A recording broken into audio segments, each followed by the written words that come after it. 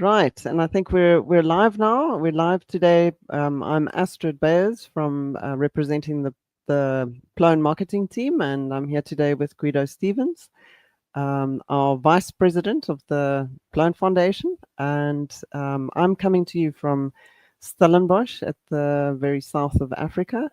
Guido, where are you? I'm hailing from Maastricht, the Netherlands, south of the Netherlands. Balkan of Okay. Europe, they say here. Currently in the same time zone as us. Yeah. Thank you for doing this. This is another one of our Ask Me Anythings. Yeah, thanks And for asking me. Yeah. that was your first question.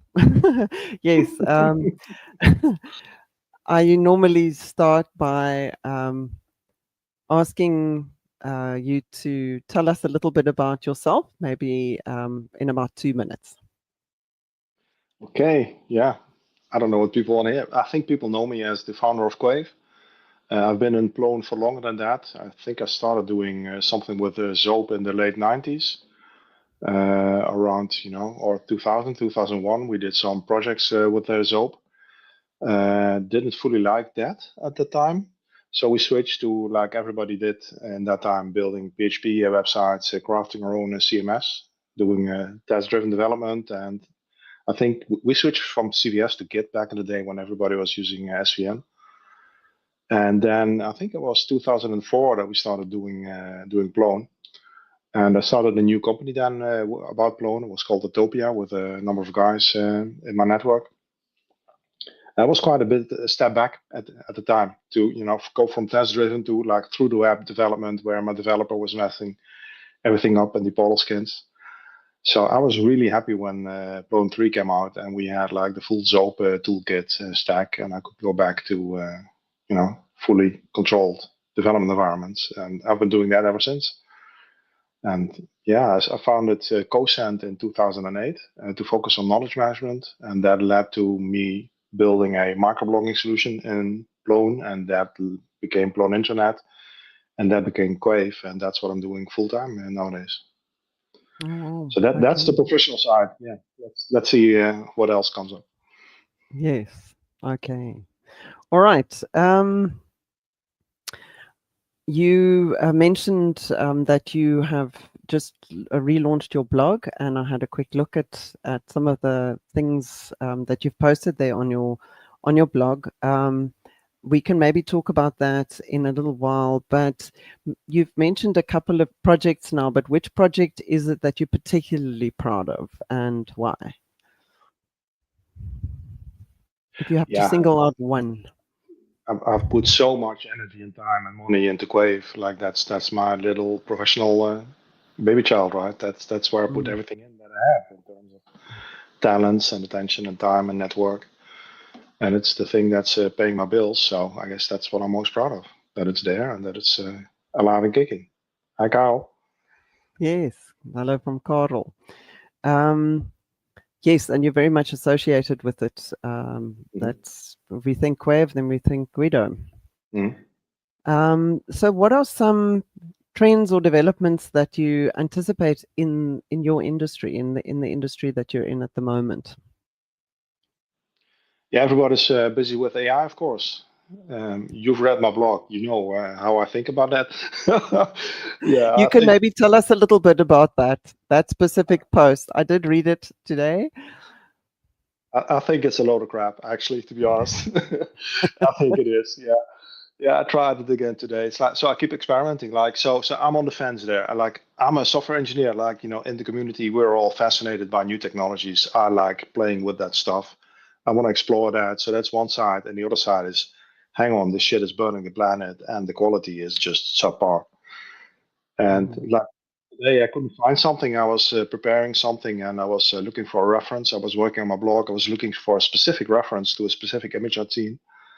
I couldn't find it with normal search, so then I fire up a AI search, which sometimes then does find that reference.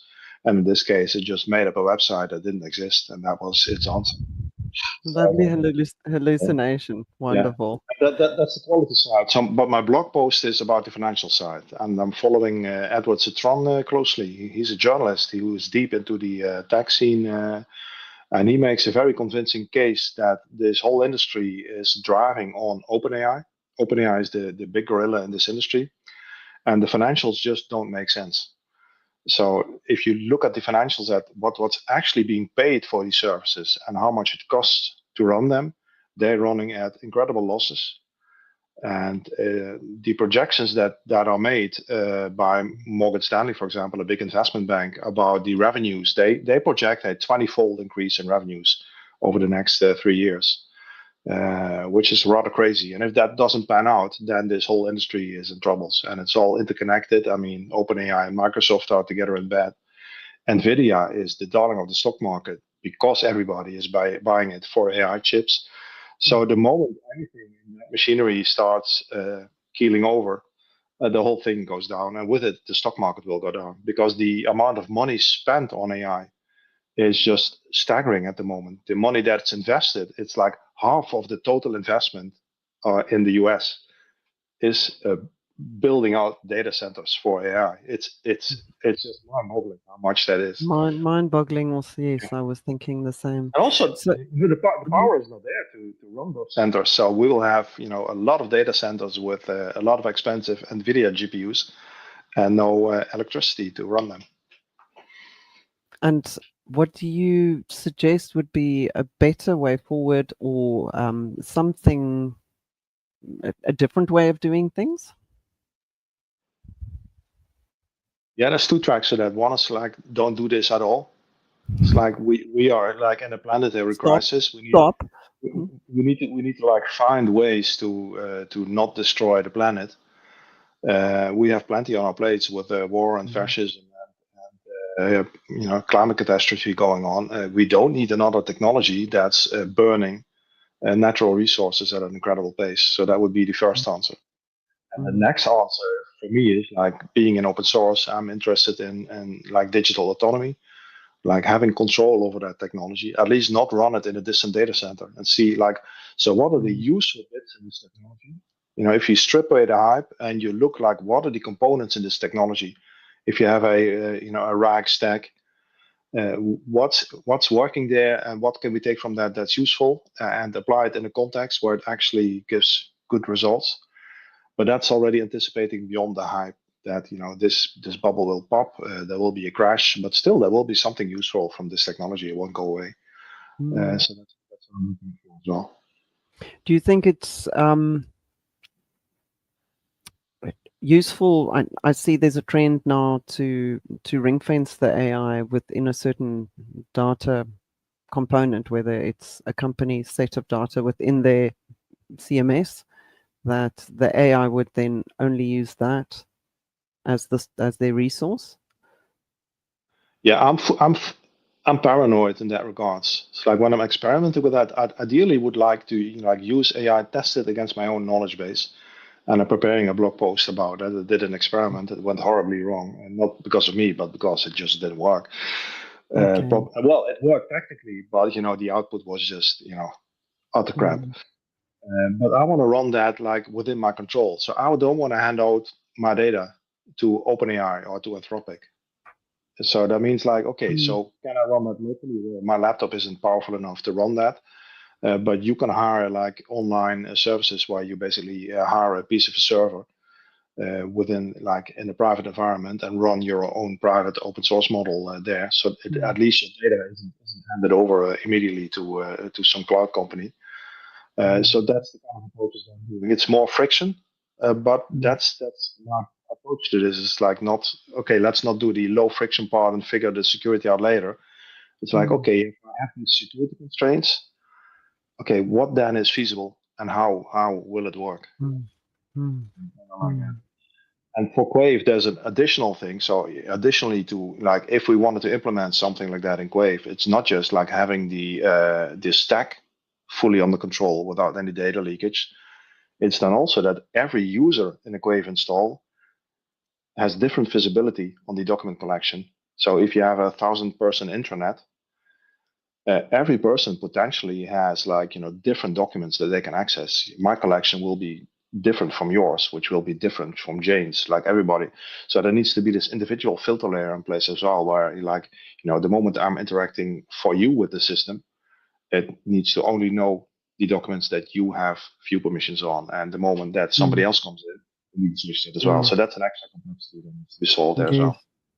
That's also something that it is plays such a big role in the Plone environment, the permissions and users, the user roles.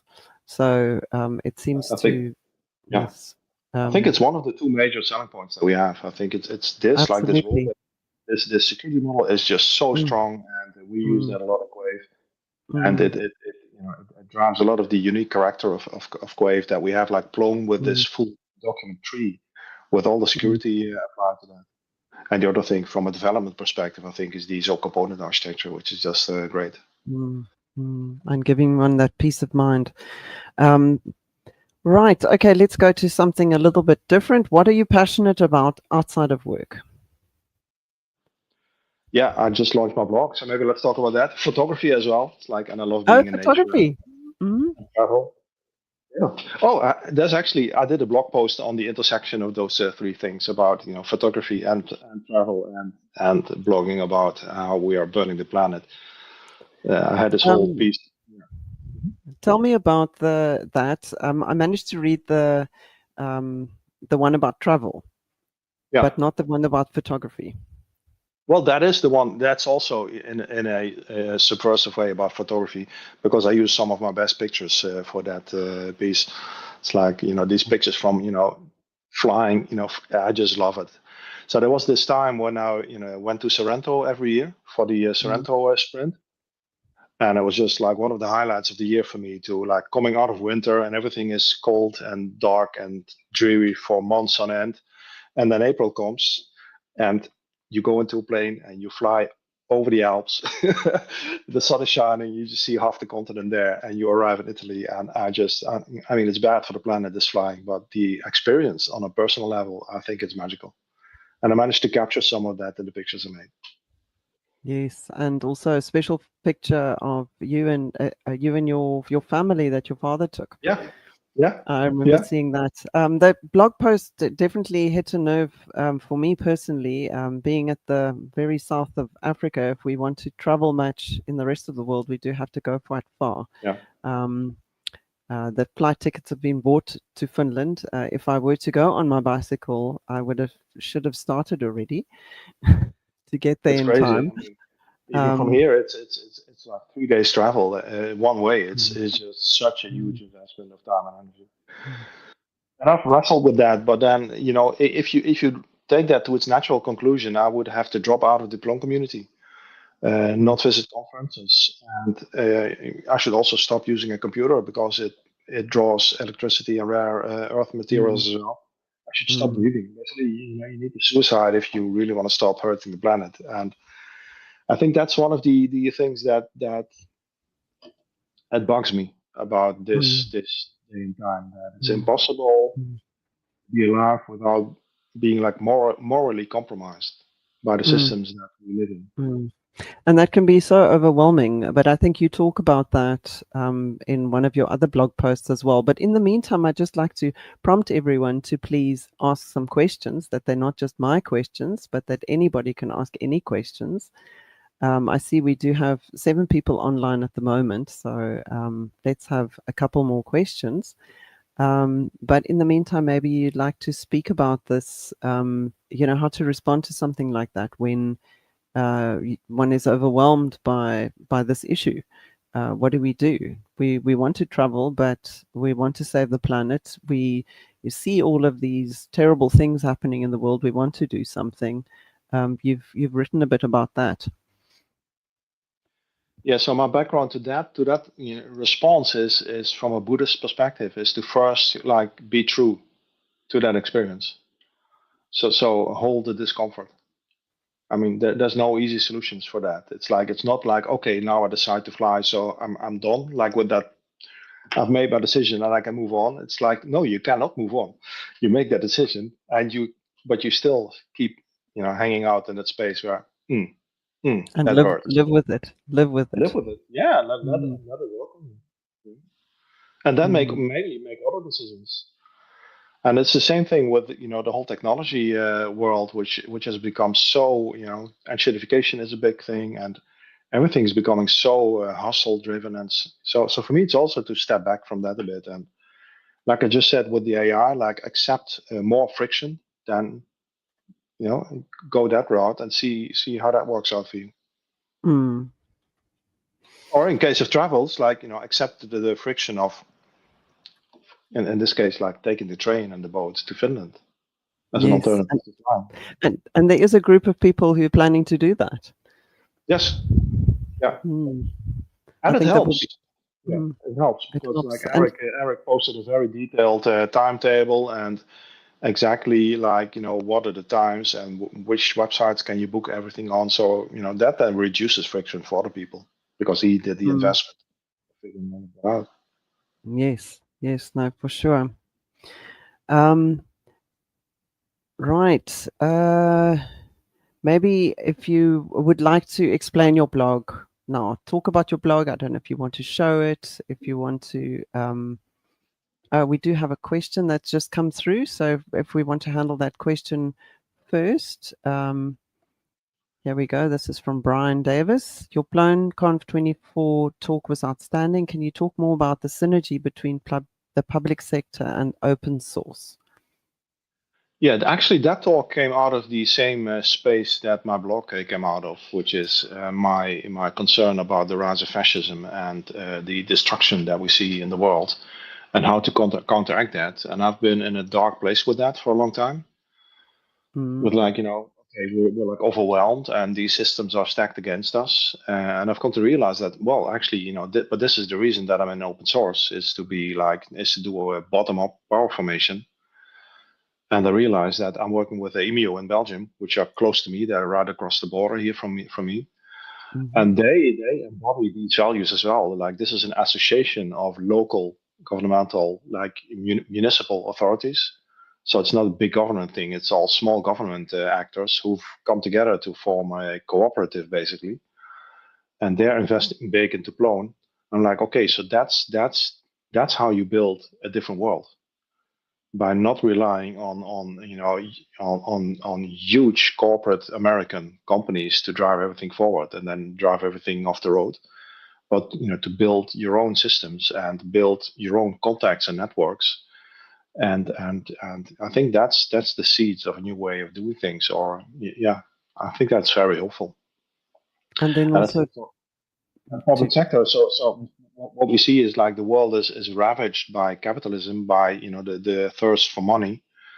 And public sector companies, they have a different mandate. They are more interested in the public good and in doing something different from the money. It's about making life better for people, ideally. And that's where we have a natural alignment on values with open source, where we're also not primarily doing this for the money. We're doing this because, like I said, we want to have like control over the technology, make sure it's it has a democratizing influence. It's value driven, basically. So public sector is value driven, open source is value driven. At least I am, and I think we can find an alignment there. and then obviously while one is doing that, to also remember while you're doing the things to also tell people, to not be quiet about it, but to. Yeah, well, that's a bit harder. It's like it's so, for me personally, it's so much easier to just get down and do some engineering than reaching out and like I'm not a guy who wants to like go on LinkedIn and shout like, look at how amazing this thing is I built. I'd rather just build it, but then it needs to happen as well. Well, you're doing today's talk, Yeah, and yeah, you've built your blog, so that is a yeah, way of doing that, I think. yeah. Let me just swap this around. There we go. All right. Let's go to a question from Paul. Could a limited local AI app still be of use? I'm thinking of a local translation. We run a Quaive intranet with a lot of users from many countries where English skills a definite issue. Yeah, so this is a very specific use case about translations. I've experimented with translation interfaces. I don't consider that very, I use it for translating PO files in Quaive, for example, which is not a sensitive context. I mean, these are program files, they're sent out into the world anyway. So I was like, okay, I can use my AI integration in Emacs to work with that. And I noticed that there's a quality difference even between using DeepL or Google or Bing for those services. So, and those are leading models, especially DeepL is a translation optimized engine. So I'm not sure if you can, properly do that on a local AI. I'd have to test with that, but I think you need to tune that stuff to make that possible. And even then, you need like specialized hardware to run that stuff, unless you have a really small model. And I don't know how that performs. So those are all the interesting questions. And the answers to those questions change every few weeks, of course, because we have new models coming out and new hardware coming out as well. I noticed that AMD launched a new PC platform which has interesting AI capabilities. So I guess we will see this in the future. Yeah, I'm sure we will have something like that. But I'm not sure whether it's available right now. So maybe not right now, but soon, and will for certain be very, very useful. If it's correct, it's useful. If it works. If it's correct, and it doesn't require like massive, dedicated, expensive hardware, and it doesn't require massive power feeds. Yeah. And if it doesn't leak your information, those are a lot of ifs. Yeah. A lot of ifs. So, Paul, the short answer, not right now. Right, and then we have another question from Johan for Quaive. How do you decide which feature to work on next? Yeah, there's 3 answers to that. The first answer is money. You pay me and I will build it. We will build it. I mean, we're a whole team working on Quaive, and obviously we have to pay that team, and we have to stay afloat as a business. So that's driving much of the feature development. Sometimes you see like the necessity of a feature based on what clients are asking for but not paying for, or I can see that as a product owner. I can see things where I see an opportunity where it's like, oh, this needs to happen. So let me give examples. So feature to work on for money. Emio commissioned the Collabora integration, which I've blogged about, and which I will also present at PloneConf. So they just commissioned that, and it's an interesting feature to build as well. So I'm in a lucky place there where I'm doing something for Quaive, which is generically useful in Quaive, which is generically useful in Plone, source add-on in Plone. I get paid to do amazing stuff there, and that's best of both worlds. And another example would be a notification system, where we had clients asking for that and saying, it's not useful without it, but we won't pay for it. So that's a bit of a difficult situation. And in the end, we did a big investment in doing a new notification system for Quaive. And actually, I have another talk at the PloneConf about that system as well. Well, we look forward to it.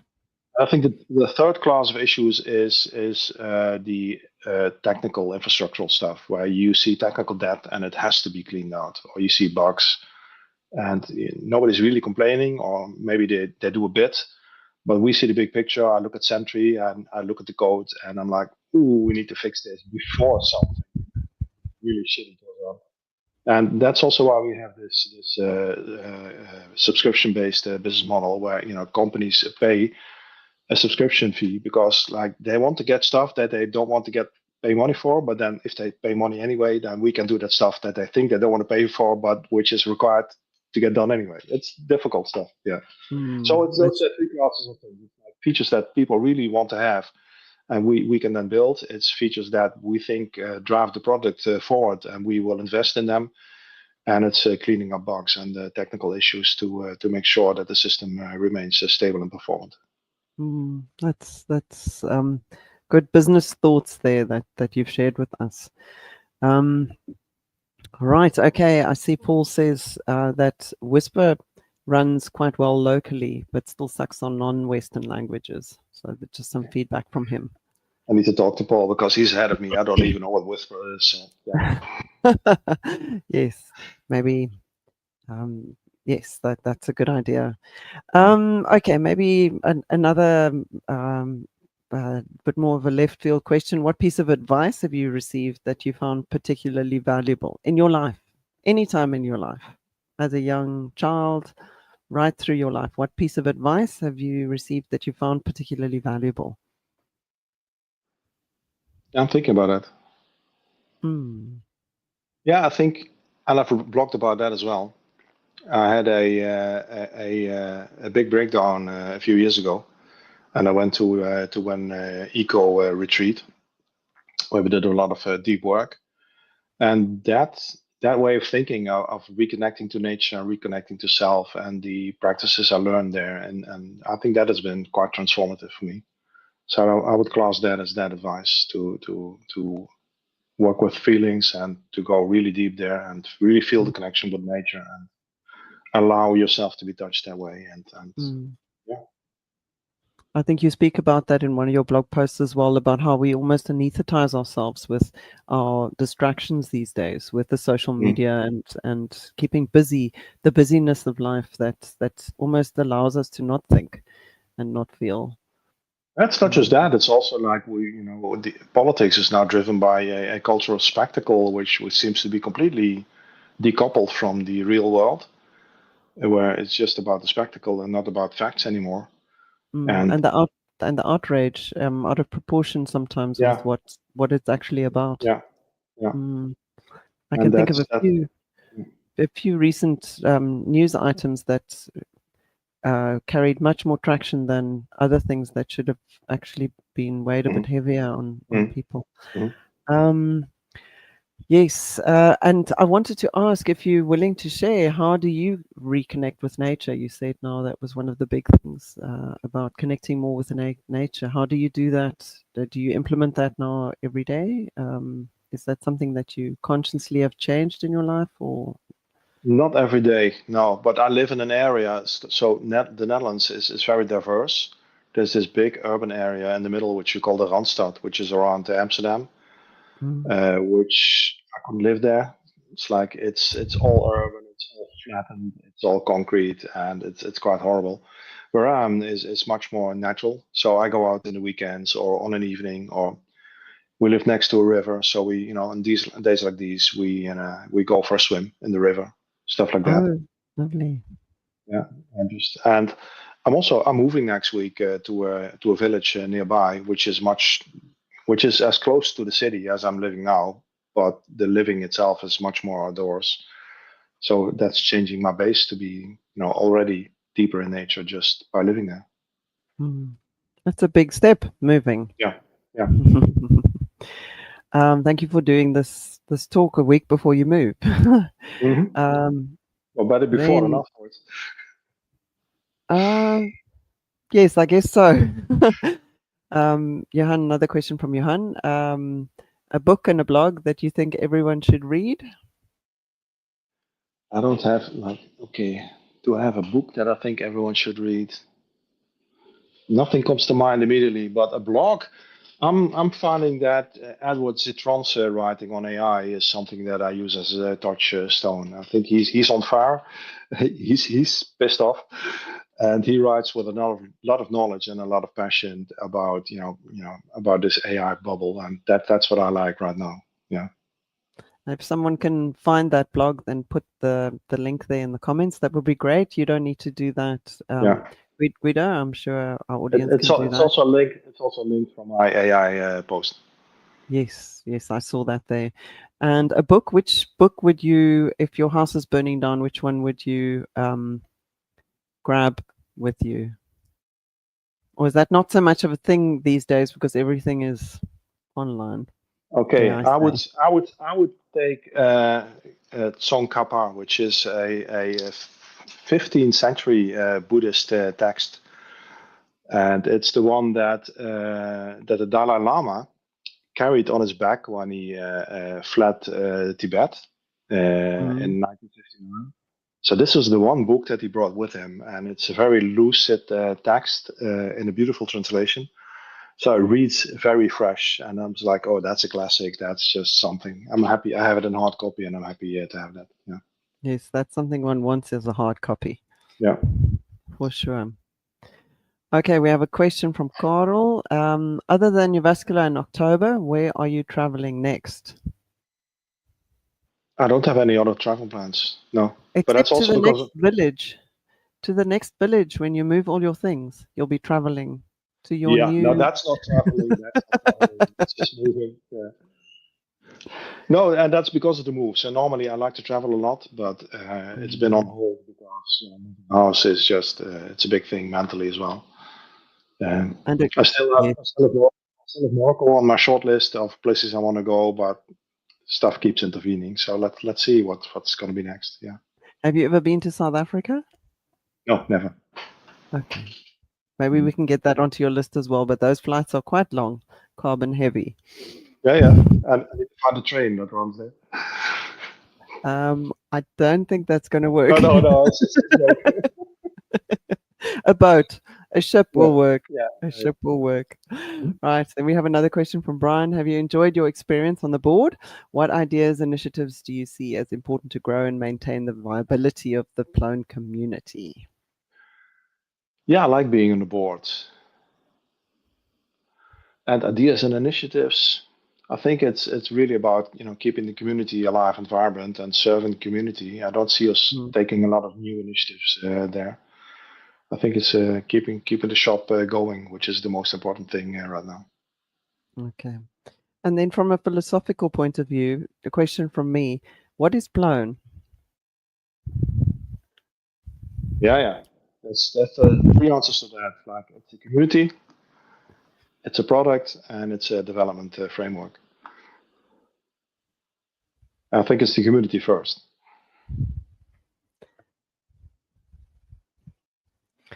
That's the idea that I get. Right, then we have a question from Rebecca. On a scale of 10 to 11, how excited are you about coming to the Plone conference in Finland this October? That's what you call a leading question, right? So I can either answer 10 or 11. So, well, either of those will do. I'm excited. Not 11 excited. I mean, I like going to Jyväskylä. I'm just a bit worried about the trip um, because, Brian like, says, it's Brian says, October, man. yes, Yeah, it's October, I know. it's The October heavy and dark, metal and scale. I don't like winter. So let's see how I'm surviving that. Okay. Well, the heavy metal scale goes all the way to 11, says Yeah, Brian. Spinal Tap. Yeah. Yes. Oh, we hope to see you there. Mhm. And everybody else who's listening, hope we see everybody Mhm. there. Then we have a question from Julio. What is the most challenging Plone project you ever faced, and what did you learn from it? The most challenging. I think that was the Ripe Fantasy project that I did back in 2010, 2011, that time frame. And that was politically very challenging. It was a huge project. It was the biggest website I built at that stage. And we were in that contract, and then we got kicked out because somebody else chose a Java stack. And then a year later, the Java stack had burned down, and they had burned a lot of money, and they came back to us. And then it was still so difficult, to get like all these departments aligned and basically find an information architecture for the whole company that reflected the whole company, because every stakeholder wanted his own shop to be top of the front page, but that's not how it works, right? You have to be loyal to the users and not just to the stakeholders. So that was hard, and I learned from that to just stick to my guns and do the work, and not, if people want to kick you out, let them kick me out. It's like I need a mandate to do work properly, and that's typically how I approach a project. Is that I claim leeway and budget, and it's like this is what I need to do this right and to make this a success. I need this. If that's not what you're choosing, well, that's also okay. But then I'm not the right person to be on this job. And then either you get a project or you don't get it. And if you get it, you have enough budget and mandate to do it successfully. And if you don't get it, you save yourself a lot of headaches and stress. Absolutely. And then Yeah. together with that comes, giving a damn about what you're doing, because you're going to do it right, Yeah. or rather not, don't do it at all.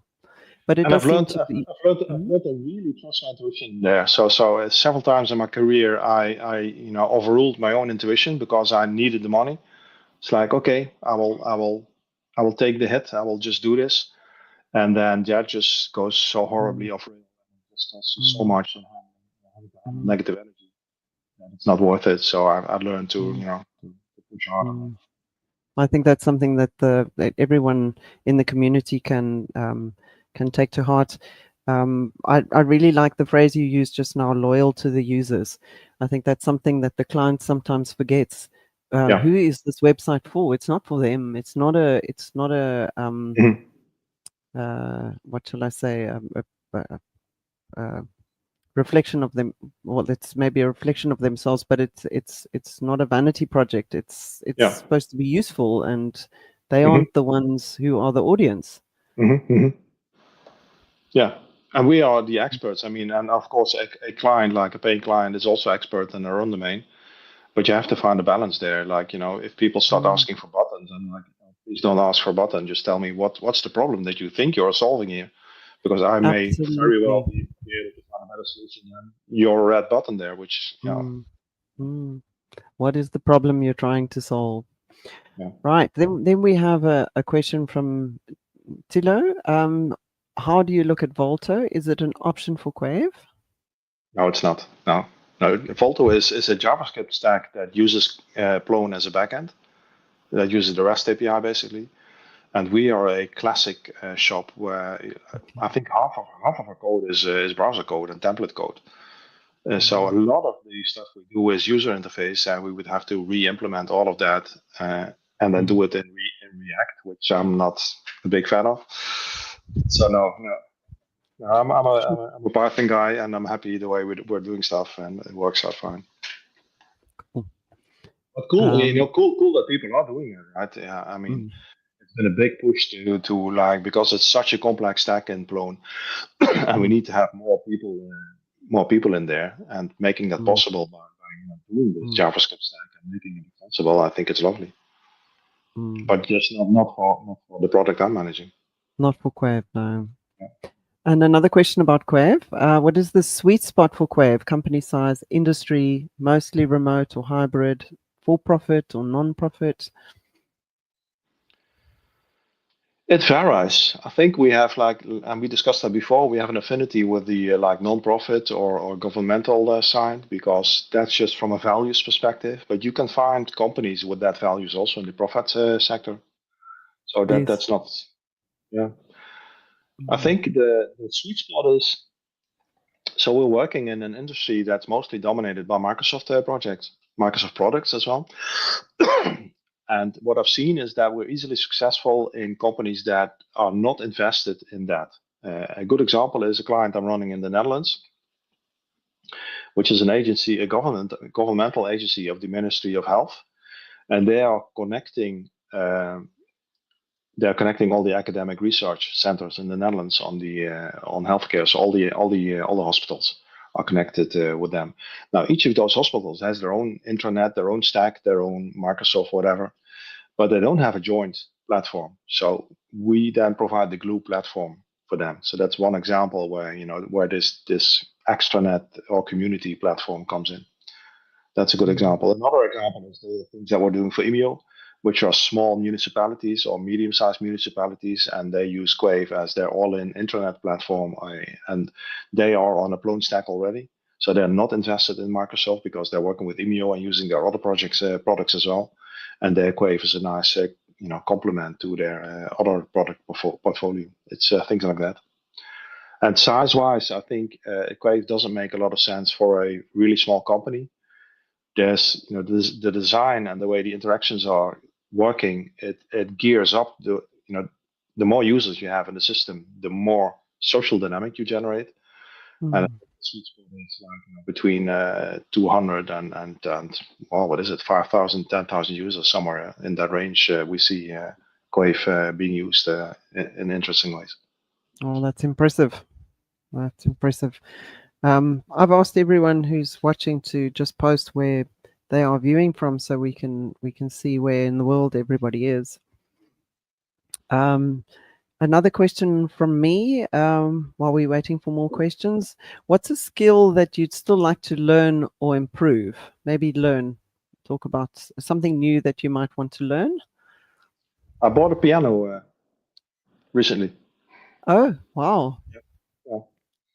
Yeah, so something completely different, like not being at the computer and working with music and playing that, and not having any pressure on that. Like I started doing a piano course, but Mm, then that doesn't fit my personality. I just like to play around and fool around for a Okay. few minutes and do that. Yeah.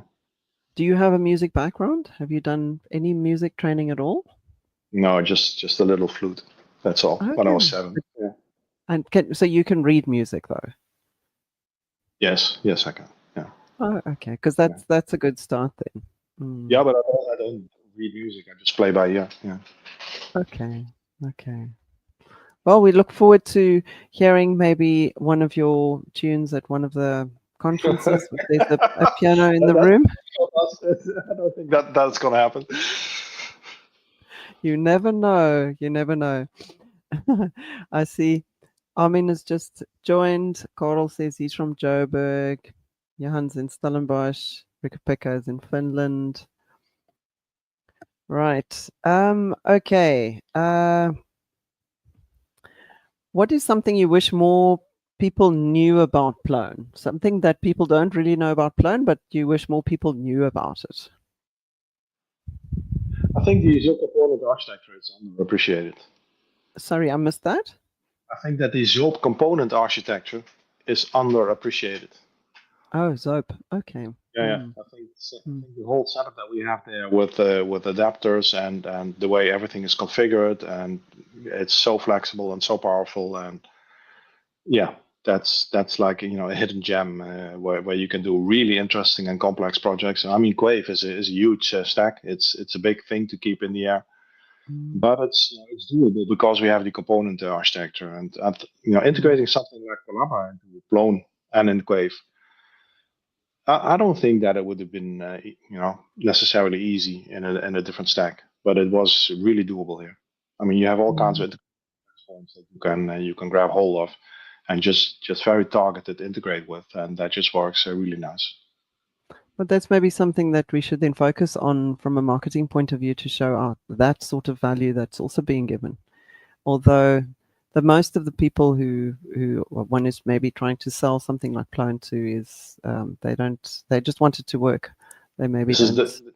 this is a developer story, right? It's not a client customer Absolutely. story. But I mean, developers are also part of our audience. Yeah. So maybe in that. It's part of the one of the talks I'm giving at the Plone conference, where I'm showing off the Zoc component architecture. Okay. I see Paul says that he's from Amsterdam, which is a lot more green and blue than Guido gives us credit for. Alex is from Cape Town. There's some applause from Armin. Brian is Who's in in Cologne? Pennsylvania. Yeah. That's from Armin. Yeah. Brian's in Pennsylvania. Rikka-Pekka is very excited about Zope. And Armin as well, mentioning how to mention the Zope approach. Yes. I think you've prepared some things that you'd like to screen share. Would you like to do that now? No, it was not preparing for me to screen share. It's like, if a question, I had a number of screens ready in case a question came up that touched on one of those concerns. Okay. Because All right. I don't have a prepared story. And Julio is from Brazil. Hey. Yes. So people from all over the world. Right. What advice would you give to someone just starting out? If we have somebody in the audience who is just starting in the Plone community and in the open source software community, what advice would you give them? Somebody in their 20s, or even in their teens, thinking about what to do and they're interested in this field, what advice would you give them? I think it's about finding the sweet spot where you have a paying client.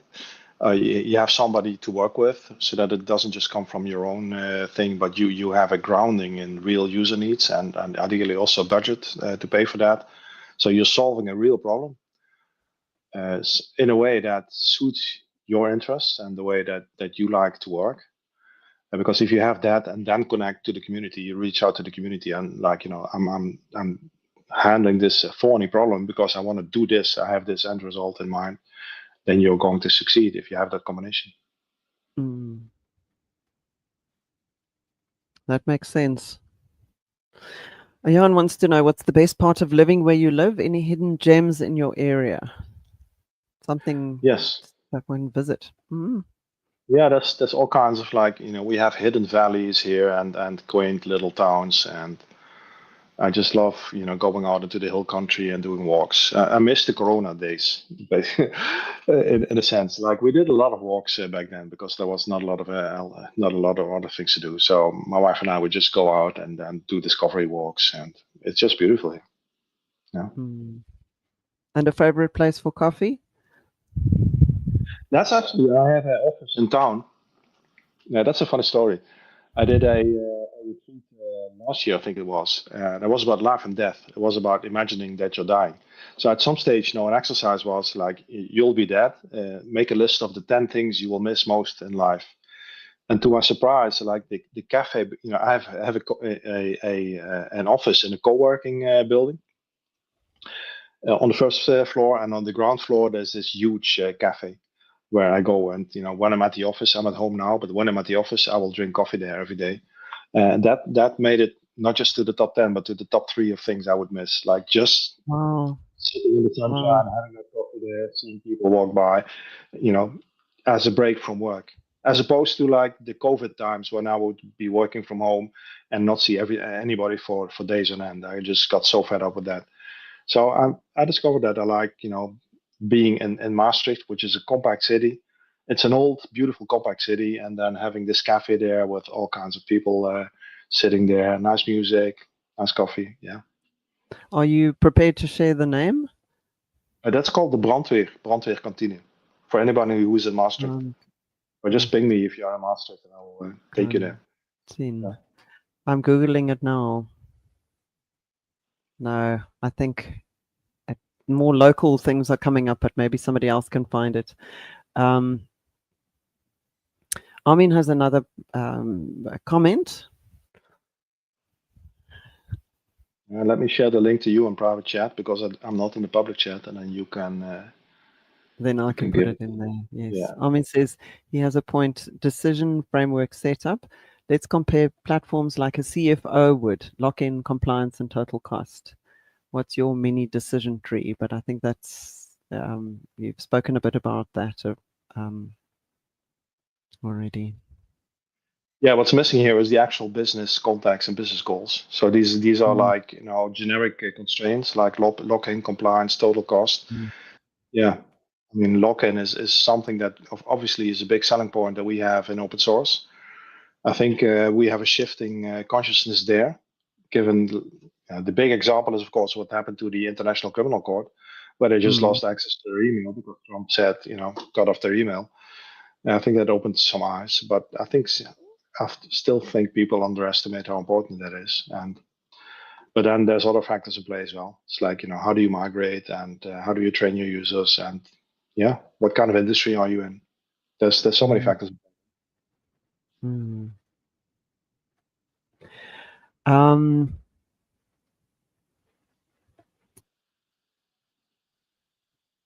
Right, we have one more question here from Carl. If you didn't end up in IT and development, what would you be doing?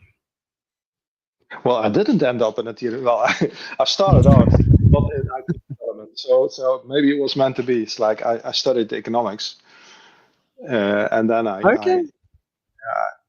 stopped. When I graduated, I started an IT company, and then I had to learn IT from scratch again. So I don't know that I could have ended up somewhere else, maybe in writing or in journalism. But I actually like a lot being in development. I tried, like I did a sabbatical 2 years ago. It's like, I want to do something different with my life. I'm a bit fed up with staring at a computer screen and just typing code all the time. But then it's just so easy for me to code. It's much easier to code than to do anything else, actually. Yeah, I like it. No, you look happy as you speak about it. Yeah. And there's the link to the canteen in the comments. And here's a question from Armin. Was there a moment that community coordination solved a problem a pure vendor couldn't? Yeah, I don't know exactly what Armin means with that question. It's like I don't have that. I think if someone has a problem, it's often posted in the community, the Plone community, and suggestions are asked for. If you hit a hurdle, but maybe with a pure vendor, that something like that wouldn't necessarily be possible. Maybe he's asking about that sort of environment that we have in the Plone community. If you say we're trying to upgrade from a certain version of Plone to another one, and you've hit a hurdle with an add-on or something like that, how would your journey be different? How is your journey in Plone, and would it be different with a pure vendor? I think I can generalize that. It's not just the community aspect; it's also the openness aspect. So you discuss that kind of stuff openly in the community, and then it gets indexed by search engines. And then so I have this workflow where when I hit a problem, I don't solve it within a minute. Then I'll paste the error into a chat window, and I'll get a Stack Overflow discussion, or I'll find a Plone discussion, or I found a GitHub ticket or whatever. So you can find people working on that problem. And then the next step is you can actually see the code. I mean, try doing that in a closed source environment. You can actually start reading the code, and so it's this combination of like having a fully open stack where you can learn by looking at the stack, and you can reason by actually looking at the code. And if you have to go by vendor documentation, it's superficial. You don't know what's actually going on. But we can peek under the hood and read the actual code. We can even see like who worked on that code, and then you have the discussions on that as well. So it's so empowering to have that combination. And then if you then don't find it still, you can go to the community as well and see if somebody else worked on that. And often you will find somebody who did work on that angle and has ideas that you didn't think of. Yes, it just seems to give one so much more control over what you're doing. Yeah.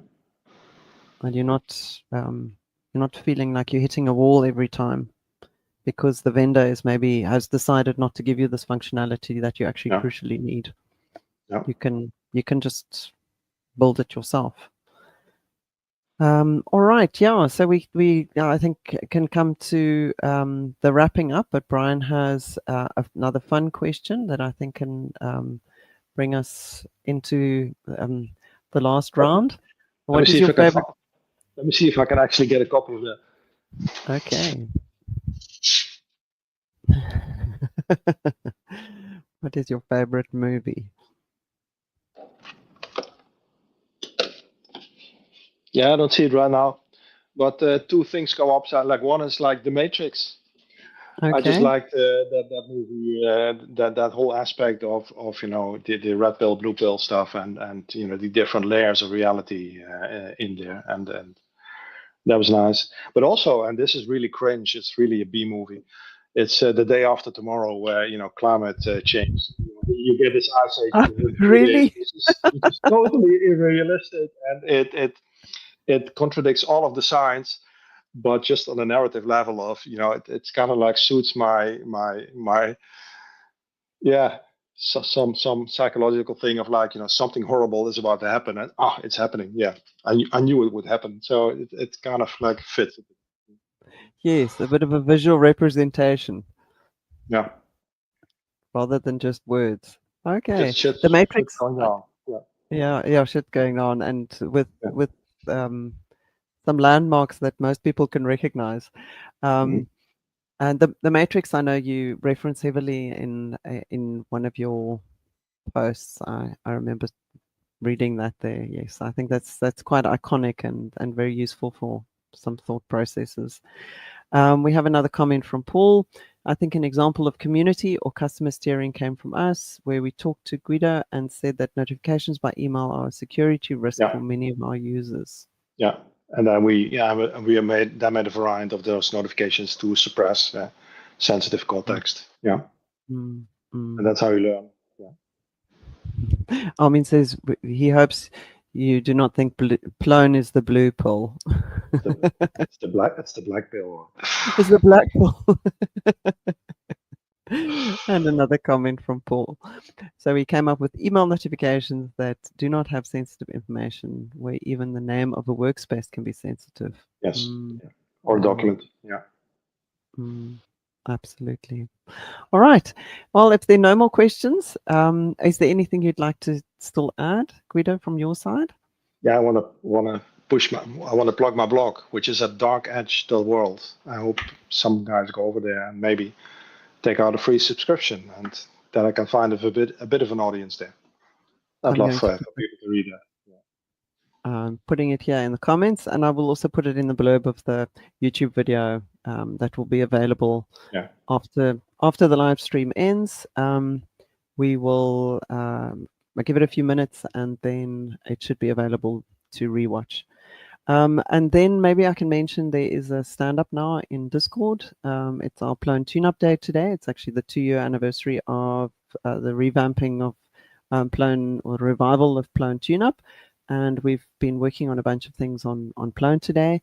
So we normally have a stand-up twice a day. The one is in the morning, 9:30 CEST, and the other one now at 5 p.m. CEST. So if you'd like to head over there, I'm hoping some of us will be there to quickly say hello, or maybe share some ideas or talk about some other things that we're working on. That's in Discord in the Plone Tune-Up channel. Yes, thank you so much, Guido. This was very interesting, and I've really enjoyed reading your blog, and I look forward to subscribing and hearing more of your thoughts and your philosophies on the world. Very useful and helpful. Thanks a lot, Astrid, for inviting me over here. It's my pleasure. Bye. Bye, guys. See you in Finland. Bye. Yes, and thank you for all the questions. We appreciate it. Yeah. Bye. Ciao.